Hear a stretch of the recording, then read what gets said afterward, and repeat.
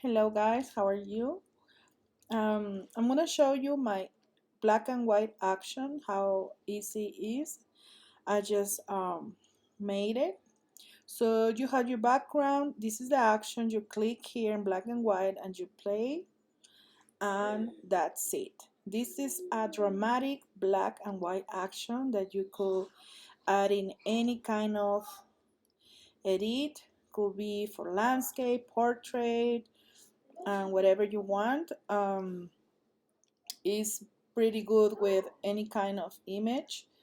As you see, we can turn this one to, and that's it. So if you think it's too strong, you just add curves and then just bring up your blacks. I made a little matte tone, or you want it strong, you just leave it how it is. All right, hope you like it. Thank you.